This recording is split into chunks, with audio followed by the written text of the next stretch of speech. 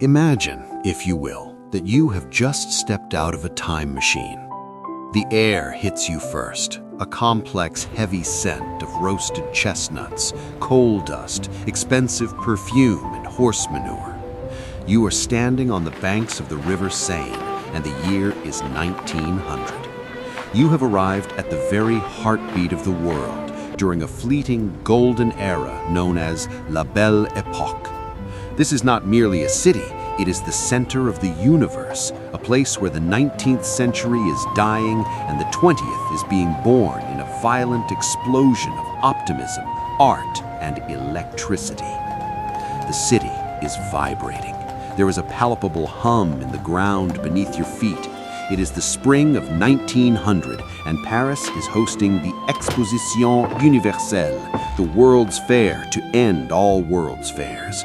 Over 50 million people, more than the entire population of France at the time, are descending upon the city to witness the future. Look towards the Champ de Mars. The Eiffel Tower, still a controversial teenager of iron at only 11 years old, is coated in a fresh layer of yellow-orange paint, glowing like gold in the sunset. But it is not the only giant in the sky. Beside it stands the Grande Roue de Paris, a Ferris wheel so colossal that its passenger cars are the size of small houses, lifting visitors 100 meters into the air to sip champagne while gazing at the sprawling metropolis.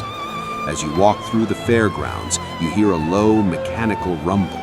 It is the trottoir roulant, the street of the future, a moving wooden sidewalk that snakes for 2 miles around the exhibition. Ladies in wide-brimmed hats pinned with ostrich feathers and gentlemen in top hats giggle nervously as they step on to the moving platform, traveling at a breezy 6 miles per hour. It feels like magic, but it is purely the triumph of the machine. The true god of 1900 Paris, however, lives in the Palace of Electricity. It is a cathedral of glass and steel, illuminated by thousands of incandescent bulbs. At night, when the switch is thrown, the entire fairground erupts into light, a man-made nebula that banishes the shadows. For a population used to the soft, flickering yellow of gas lamps, this harsh, brilliant white electric light is shocking, almost spiritual. It is the beacon of a new religion called progress. But step away from the fairgrounds now. Let us venture into the city itself. The streets of Paris in the 1900s are a chaotic symphony. It is a dangerous transition period where the old world crashes into the new. On the cobblestones of the grand boulevards, there is a turf war. Horse-drawn omnibuses and elegant private carriages are fighting for space with the noisy, smoke-belching beasts known as automobiles. There are no traffic lights yet. The intersections are a free-for-all of shouting drivers and terrified horses. The noise is deafening. The clatter of hooves, the honking of brass horns, the ringing of bicycle bells. And cutting through it all is the screech of the tramways. If the surface is chaotic, the underground is a revelation. In July of 1900, the Paris Metro opens its doors.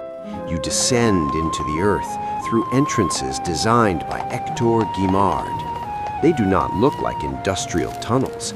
They look like alien plants made of green iron, twisting and curling in the style of Art Nouveau. The Parisians are initially terrified of going underground, fearing the foul air and the speed. But soon, the distinct smell of the metro, a mix of ozone, hot metal, and disinfectant, becomes the scent of modern life. Let us travel north, up the steep, winding streets to the village of Montmartre. This is the highest point in the city, topped by the blinding white dome of the Sacré-Cœur Basilica, which is still under construction, draped in scaffolding. But we are not here for prayers, we are here for the sinners. Montmartre is the engine room of modern art. Rent is cheap, the wine is rough, and the heating is non-existent. In a ramshackle, drafty building known as the Bateau Lavoir, a young, intense Spaniard named Pablo Picasso is living in squalor. He is painting furiously, breaking reality into jagged shapes, inventing cubism. The neighborhood is a kaleidoscope of eccentrics. You might see Amedeo Modigliani, handsome and drunk, sketching portraits on cafe napkins in exchange for a meal. The air here smells of turpentine and cheap tobacco. As night falls, the hill of Montmartre ignites. The red windmill of the Moulin Rouge spins slowly, calling the nocturnal creatures. Inside, the air is thick with the smoke of cigars and the heavy anise-scented aroma of absinthe, the green fairy. This potent, hallucinogenic spirit is the fuel of the era. On stage, the dancers perform the can-can, a riot of black stockings and white petticoats, screaming and high-kicking to the frenetic music of Offenbach. It is vulgar, it is loud, and it is exhilarating. High society mixes with the low. Princes and factory owners rub shoulders with the dancers and the poets. But do not be fooled by the glitter. Paris has a shadow. If you wander into the dark alleys of Belleville or Ménilmontant, you enter the territory of the Apaches. These are not Native Americans, but violent Parisian street gangs who have adopted the name for its savage reputation. They are the terror of the bourgeois. Dressed in distinctive wide pants, silk scarves, and caps pulled low, they have their own slang, their own dances, and a weapon of choice, a revolver or a specially crafted knife. They romanticize their violence, and strangely, high society becomes fascinated by them, learning the Apache dance, a brutal tango of domination in the safety of their ballrooms. The contrast in wealth is staggering. While the Apaches rob for bread, the aristocrats dine at Maxim's on Rue Royale. The interior is a jewel box of crimson velvet, mahogany, and mirrors. Here, the courtesans of the demi-monde, famous beauties like Liane de Pougy or La Belle Otero, hold court. They are the influencers of their day, draped in diamonds funded by kings and bankers. Fashion is a tyrant. Women are encased in the S-bend corset, which forces the chest forward and the hips back, creating a pigeon-like silhouette that is as painful as it is stylish. They wear hats so large they require their own seating in theaters, decorated with entire stuffed birds. Yet this era is also defined by intellect. Across the river near the Sorbonne, a Polish woman named Marie Curie is working in a shed that used to be a dissection room. It is freezing in winter and a hothouse in summer. In this miserable shed, she and her husband Pierre are isolating radium. They are handling radioactive material with their bare hands, unaware that the faint blue glow they admire in the test tubes is slowly killing them.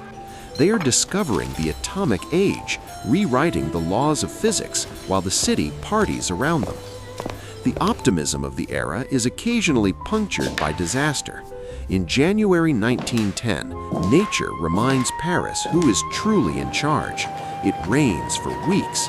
The Seine rises and keeps rising. The Great Flood of 1910 turns the City of Light into a muddy Venice. The water breaches the quays, flooding the metro tunnels and turning boulevards into canals. Parisians, ever resilient, do not panic. They build makeshift walkways on trestles. They row boats down the streets to deliver bread. The police traverse the city in rowboats. Photographs from the time show a surreal image of the iconic bear at the Paris Zoo standing up to its neck in water, and furniture floating out of the second-story windows of grand mansions. It brings the city to a standstill, yet it also unites the classes in a way that politics never could.